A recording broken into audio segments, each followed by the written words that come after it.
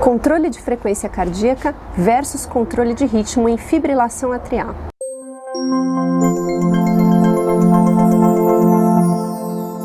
Olá pessoal, meu nome é Vivian, eu sou da equipe Cardio Essentials.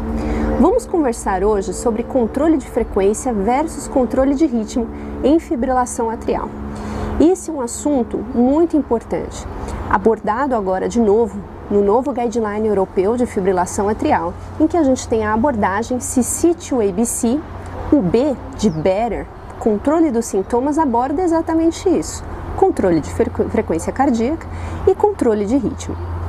O que a gente teve de evidência até então, até esse último congresso? Para controle de frequência cardíaca, antes a gente seguia inicialmente um controle leniente para aqueles pacientes com FA permanente, então a gente tem como objetivo uma frequência cardíaca menor do que 110 batimentos por minuto, que é um controle mais tranquilo. Se esse paciente persiste com sintomas, aí sim a gente vai para um controle mais apertado, mais rígido da frequência cardíaca, que entra como um controle de frequência cardíaca em repouso menor do que 80 e um controle de frequência cardíaca no exercício menor do que 120 batimentos por minuto. E em relação ao controle de ritmo, a gente tinha até então um estudo AFFIRM que não trouxe nenhuma evidência significativa de diferença entre controle de ritmo versus controle de frequência, pensando em desfecho duro, apenas em desenvolvimento de insuficiência cardíaca ao longo do tempo. Muito bem. Então, o que teve de estudos mais novos sobre esses dois assuntos? Então, a gente teve sobre controle de frequência cardíaca o RATE-AF, um estudo muito legal, que qual foi o racional dele? 50% dos pacientes acabam fazendo FA permanente e desses, 50% desenvolvem insuficiência cardíaca. Muito bem. Então, se a gente pensar em uso de beta-bloqueador e uso de digoxina para controle de frequência cardíaca desses pacientes, será que tem alguma diferença? Até então, a digoxina entrava como segunda linha de tratamento. Será que ela apresenta mais vantagens? Então, o que a gente teve de resultado? Quem usou digoxina teve menos evento adverso, não piorou fração de ejeção, teve melhor controle de sintomas, e reduziu o peptídeo natriurético. Então, em relação ao beta-bloqueador, também foi uma boa droga. Então, o que muda na nossa prática clínica com esse estudo é que talvez a digoxina possa ser usada como medicação de primeira linha, sim, para o controle da frequência cardíaca. Muito bem. E para o controle do ritmo? Teve o estudo EAST-AFNET.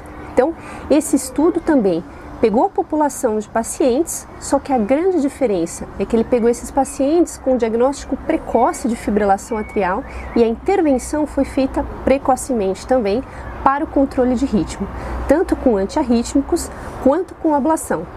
Então, inicialmente só 9% foram encaminhados para a ablação, e ao longo de um ano, 19% acabou indo para a ablação, os demais ficaram com antiarrítmico.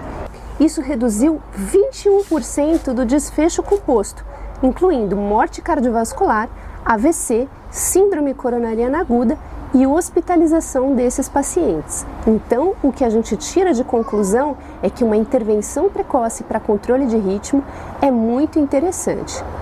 E outra coisa legal para se lembrar é qual a população de pacientes que merece a gente pensar como primeira intervenção o controle de ritmo. Então, pacientes jovens, pacientes com taquicardiomiopatia, pacientes que então favorecem o controle de ritmo como primeira estratégia são pacientes jovens, pacientes com taquicardiomiopatia, pacientes com primeiro episódio de fibrilação atrial ou história recente, pacientes com pouco aumento do átrio esquerdo ou átrio esquerdo normal, poucas ou nenhuma comorbidade, pacientes com dificuldade do controle de frequência cardíaca por escolha do paciente ou FA precipitada por evento temporário. Então, acho que por hoje é só, pessoal. Eu acho que vale lembrar aí essas duas estratégias que na nossa prática clínica sempre vão fazer parte. Então, para a gente sempre pesar para o paciente controle de ritmo e controle de frequência e lembrar que as duas situações podem virar um intercâmbio. Então, às vezes, um paciente em que a gente pensa primeiro em controle de frequência cardíaca, não vai bem, continua sintomático e no meio do caminho a gente acaba optando por controle de ritmo e vice-versa. Bons estudos, pessoal!